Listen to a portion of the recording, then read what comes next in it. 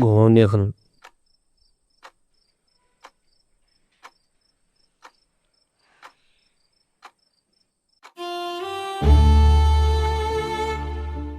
এত ভাবার মতো কিছুই হয়নি,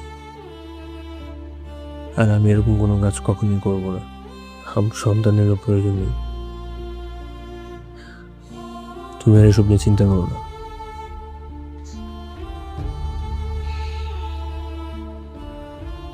ওর কথায় সেদিন আমি বড় একটা ঝড়ের পর শান্তি অনুভব করলাম। তৃপ্তির হাসি দিয়ে ওর বুকে মাথা রাখলাম। কিন্তু হঠাৎ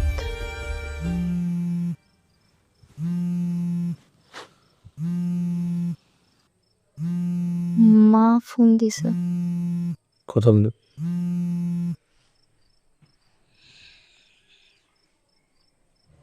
আসসালামু আলাইকুম আম্মা।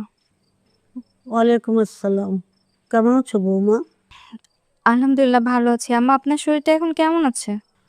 আর আমার শরীর টেনশনে কিছুই ভালো লাগে না, রাতে ঘুম হয় না একদম। আম্মা এত চিন্তা কেন করছেন? আমাদের নিয়ে চিন্তা করা লাগবে না, আমরা তো ভালো আছি। না বৌমা না, এখন বলছো ভালো আছো, এখন বুঝতে পারছো না জীবনে একটা সন্তানের গুরুত্ব কতখানি। সন্তান ছাড়া জীবন অসার। সন্তানাদি না থাকলে পুরুষ মানুষের কোনো মূল্য নাই। সবাই তোমার স্বামীকে ছোট করে দেখবে। বলো, তোমার কি সেটা ভালো লাগবে?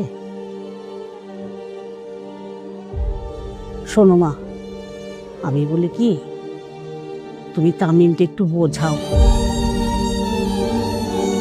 তুমি বললে ও রাজি হবে, ও আরেকটা বিয়ে করুক। না না আম্মা, এটা আমি পারবো না। এটা আপনি কি কথা বলছেন? হ্যাঁ, আমি ওকে হারাইতে পারবো না। আপনি আমার সংসার ভাঙার কথা বলছেন। ও অন্য কাউকে বিয়ে করবে আর আমি ওকে রাজি করাবো, এটা কখনো হয়? আমি পারবো না আম্মা।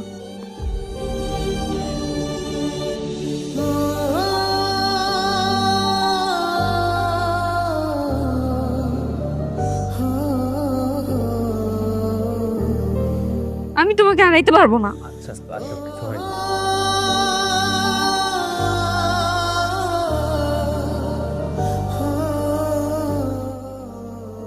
সেদিনের পর থেকে আমার শাশুড়ি, ভাসুর, যা সবাই আমাকে আর তামিমকে নানাভাবে বোঝাতে শুরু করে, কিন্তু আমার স্বামীর শক্ত অবস্থানের কারণে